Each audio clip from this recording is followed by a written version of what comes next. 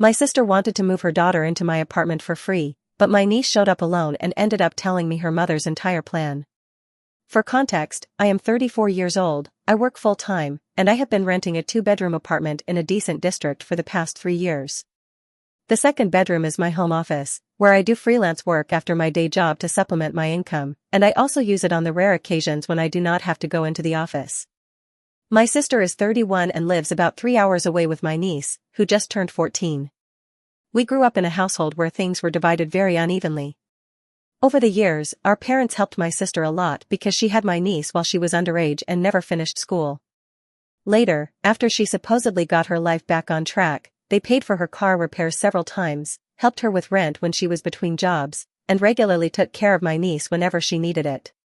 I moved out at 22 and paid for everything myself. I am not saying this to complain. I am saying it so you understand from the beginning who the favorite in my family was. About 6 weeks ago, my sister texted me asking if I could help my niece with a school project. She needed to interview someone about their career for her English class. The assignment required her to talk to a professional in a field she was interested in, write up the interview, and present it in class. My sister mentioned that my niece was thinking about something similar to what her aunt does because she thought it was cool, so she wanted to talk to me. I agreed right away because my niece is a good kid and we do not talk much due to the distance. I thought it would be a nice way to connect and help her at the same time. The night before the interview, I spent about 2 hours thinking about what advice would actually be useful for a teenager and preparing examples of my work that I could show without causing any client issues. Honestly, I wanted her to have the best project in the class. The interview was scheduled for a Sunday afternoon over video call. My niece had her questions written out on a notebook page. She asked about my education, how I got my first job, what a typical day looks like, and which skills matter most in my field. I answered everything as thoroughly as I could without making it boring. It was supposed to last 30 minutes, but it went on for over an hour because she kept asking more and more questions beyond the assignment. That is when the questions started to change. She asked what neighborhood I lived in, how big my apartment was, what amenities the building had, whether there was a gym or parking, how public transportation was, and if I felt safe walking around at night. She asked whether there were good schools nearby and what the grocery stores were like. I answered everything because I assumed she was just curious about city life. They live in a much smaller town, so I figured she was interested in what it would be like to live here someday and maybe follow in my footsteps. She even asked how much I paid in rent, and I gave her an approximate number because I did not think it was a secret.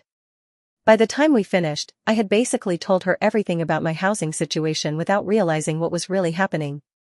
You already know where this is going because you read the title. 2 days later, my sister called me during my lunch break, which she almost never does. She started by thanking me for helping my niece with her project and saying she loved talking to me. Then she mentioned that my niece had completely fallen in love with my city during our conversation and would not stop talking about how exciting it was and how many opportunities it had compared to her town. Then she dropped it. She said she had been thinking about how amazing it would be if my niece could come live with me for the rest of school. She would have access to better schools, more activities, and a chance to experience city life before deciding about college. My sister added that it would only be 3.5 years, that I already had an extra room, and that my niece was low maintenance and easy to take care of. She said she could send me $200 a month to help with food and other expenses. I stayed silent for about 10 seconds while my sister filled the silence with more reasons why this was such a great idea. She said the high school in her town was fine but nothing special, that I could mentor my niece not just in my career but in life, that my niece was basically already raised and would not need much supervision, and she finished by saying it would be good for her to be around someone who had their life together. I told her I needed time to think and that I would call her back. She said that was fine, but her tone was strange, like she had been expecting an immediate yes. I started doing the math in my head. My rent is not very high, but only because I was lucky enough to get a rent-controlled lease. $200 would not even cover the increase in utilities for another person, let alone food, supplies, and everything a teenager needs. I also travel for work sometimes and spend a week at a time in other cities, which is not something I could realistically do with a high school student at home. My home office would have to become my niece's bedroom, meaning I would lose freelance income or be forced to work at the dining table, which is small and uncomfortable. Beyond the logistics, I could not stop thinking about the interview itself. All those questions about my apartment, my neighborhood, and the schools nearby suddenly made sense. Either my niece had been collecting information, or my sister had told her exactly what to ask. Either way, the whole thing had been a setup. I called my sister that same afternoon and told her I could not take in my niece. I explained that I did not have the space, the money, or the lifestyle to take care of a teenager. I told her I would be happy to stay in touch and maybe have my niece visit for a weekend, but moving in was not an option. Her voice immediately changed. She asked why I was being like this and said I was the only person in the family who could give my niece this opportunity. She started crying and kept repeating that she was just trying to do what was best for her daughter. She reminded me that she had helped me move into my first apartment after college. I remembered that, but it was 3 hours of carrying boxes, not years of financial support. I told her I was sorry, but my answer was still no. She ended the call abruptly, saying she had to go. An hour later, my phone started blowing up with messages. My mom texted saying she knew what happened and was extremely disappointed in me, and my dad sent something similar. The next day, my mom called and told me my sister was devastated. She added that my sister had already told my niece that she might be moving to the city, and now my niece was heartbroken because of me. I asked why she would tell a 14-year-old something like that before actually getting my agreement. My mom said that did not matter and insisted it was what was best for her, framing it as the greatest opportunity for my niece's future. I told her the same thing I told my sister. I am not in a position to be a parent right now, especially not to a teenager who already has one. If my sister wanted a better future for her daughter, she could move to the city herself. My mother refused to see it that way and said my sister never had the same opportunities in life and had it much harder because of what happened to her. But what happened to her was getting pregnant as a teenager while still in school. That was not an accident. She was not hit by a bus on her way home from volunteering.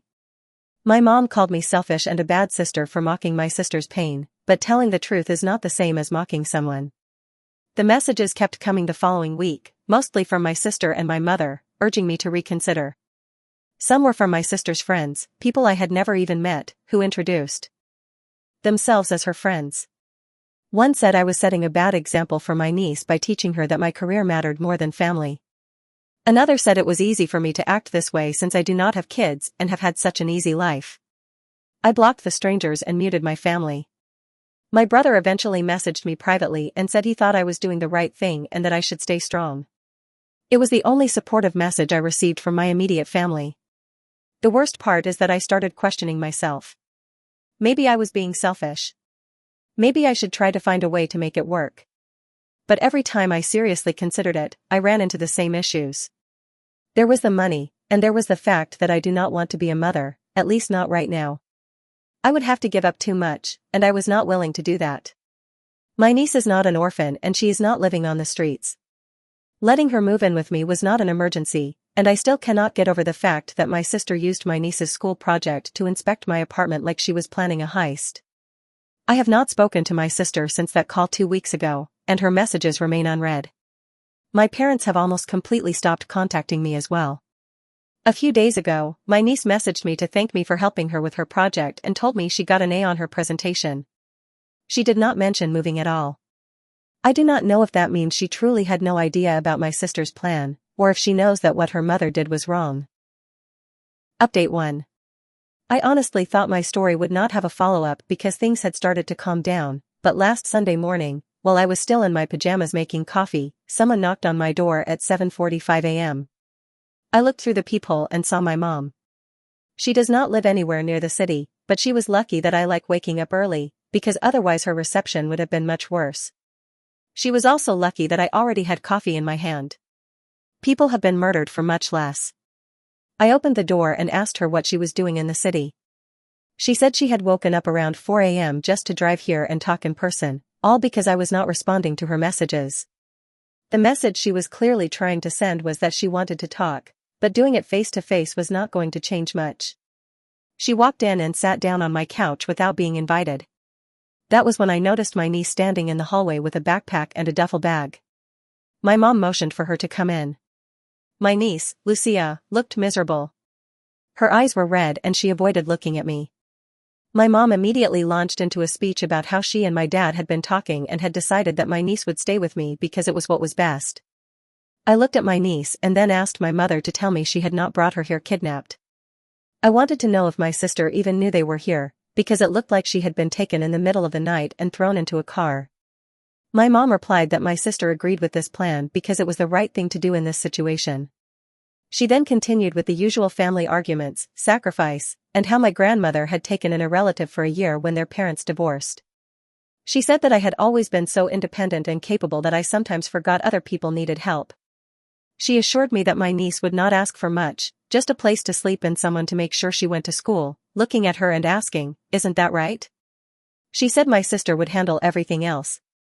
I asked how my sister planned to handle anything from 3 hours away. My mom said my sister would visit often and stay involved. I asked where she would stay during those visits.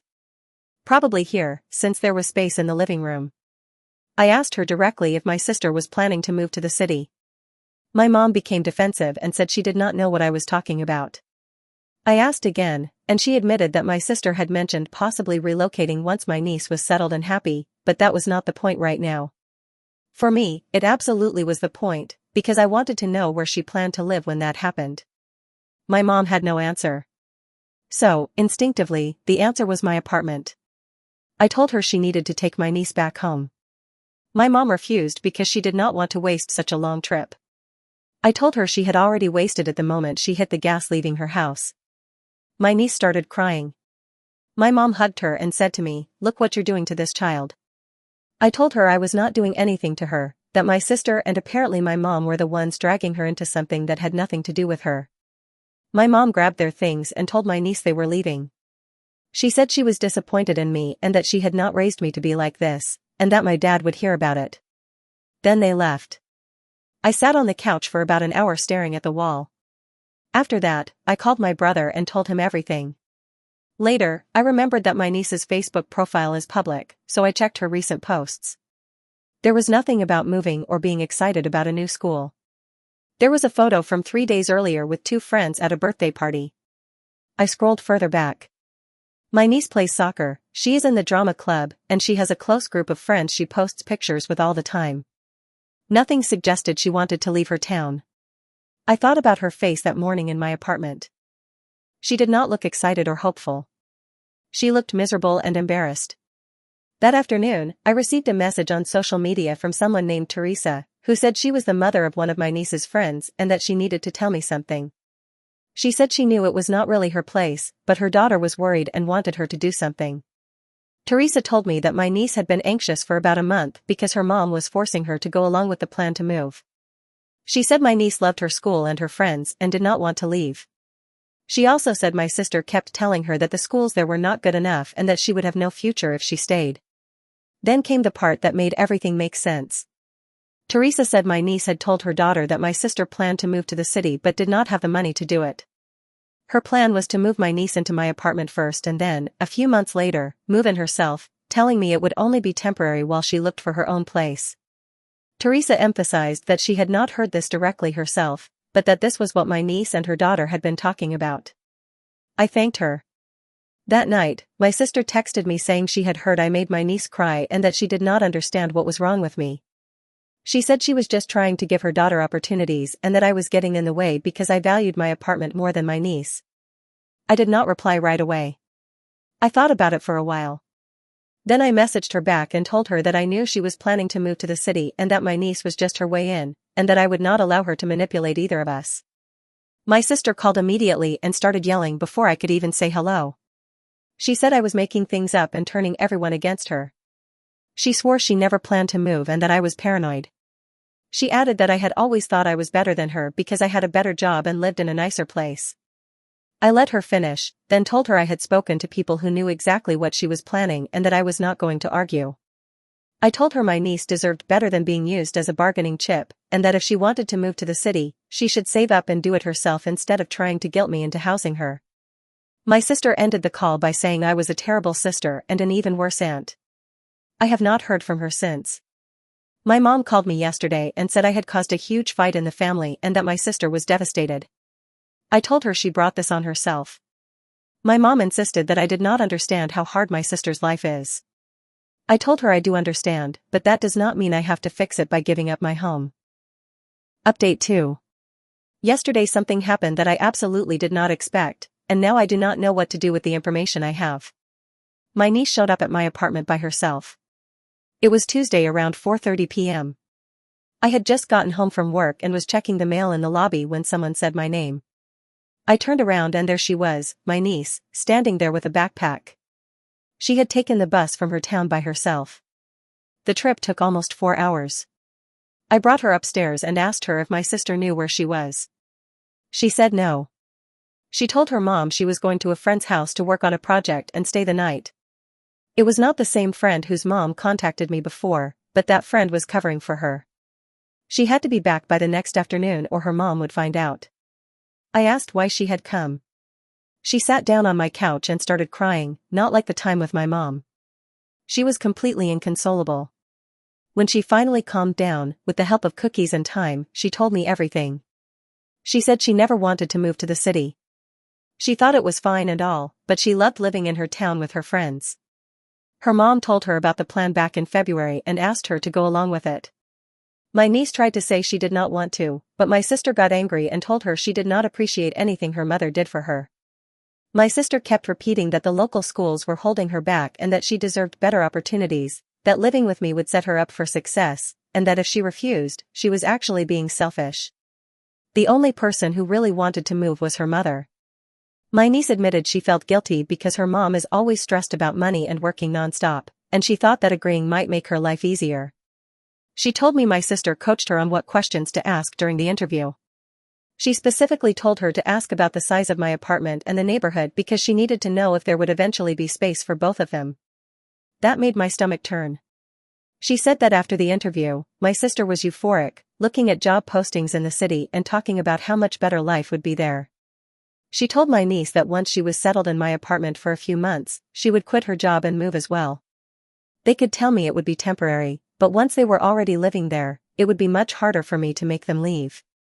This confirmed exactly what the friend's mother had told me earlier, though my niece had even more details. She said her mom believed I was too nice to kick them out once they were inside. After I said no and the family blew up, things got worse at home for my niece.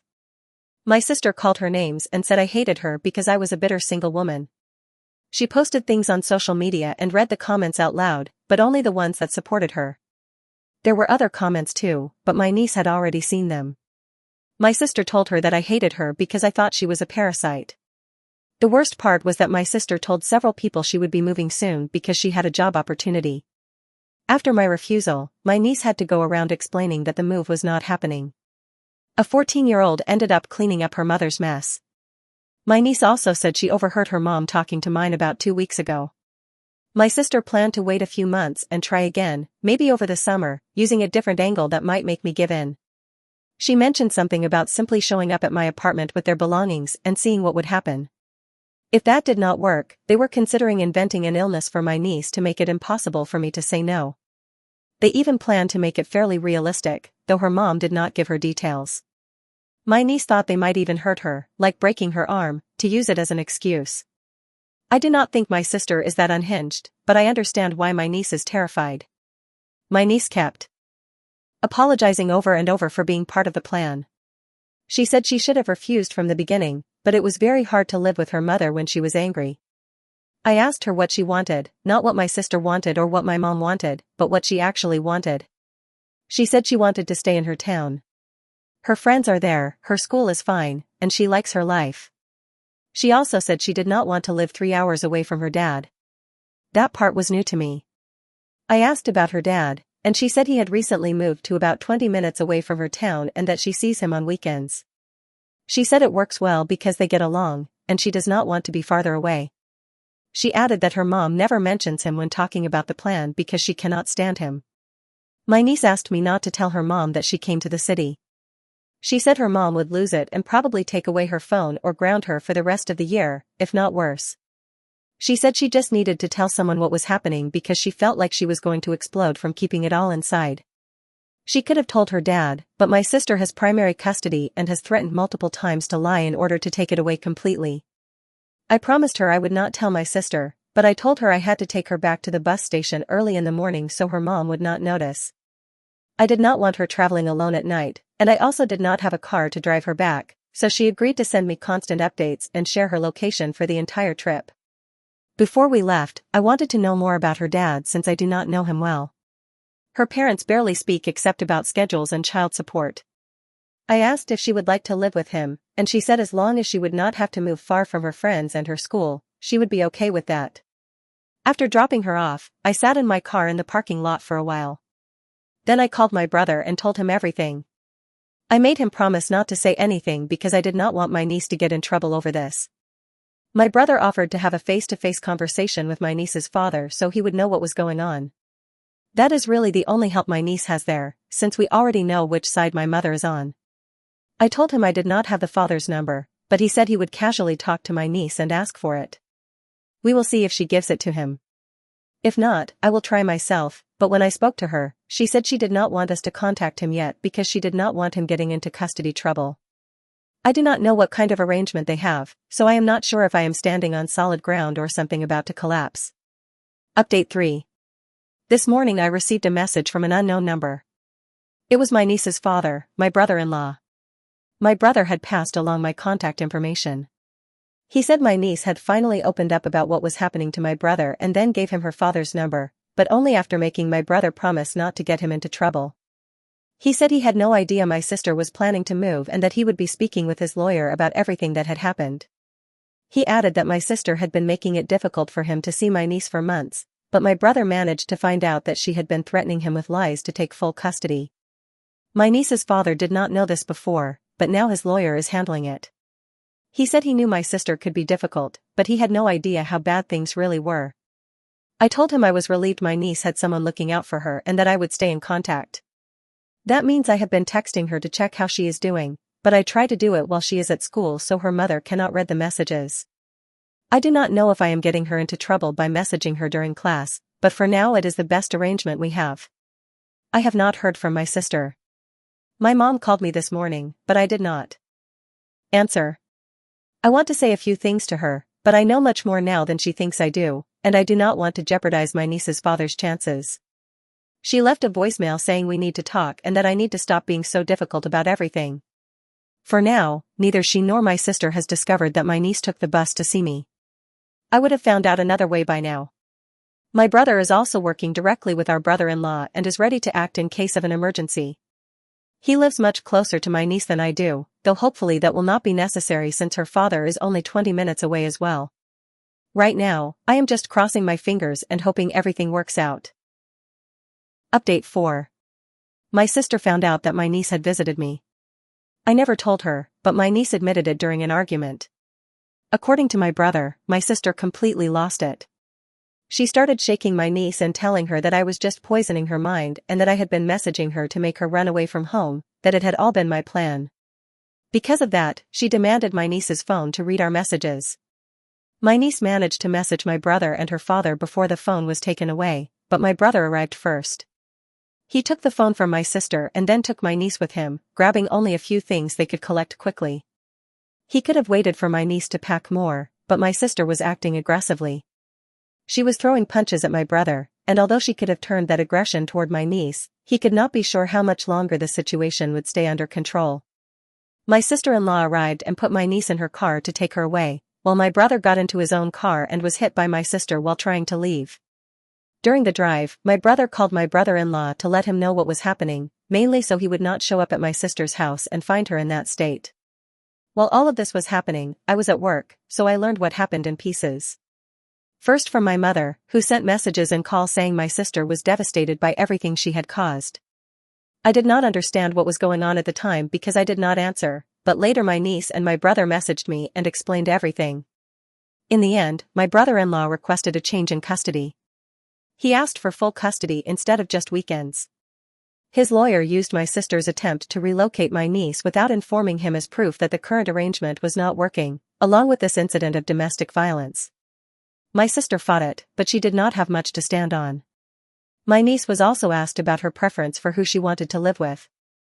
Apparently, she said she wanted to stay in her town, but that living with her father would be fine if it gave her some stability. There had been more abuse from my sister toward my niece than she had previously mentioned. I suspected that might be the case, but not to what extent. Nothing extreme like what you might be imagining, and I will not go into details out of respect for my niece. Last week, the judge granted my brother-in-law's request, and my sister blamed me for everything. She sent me a message saying I had destroyed her life.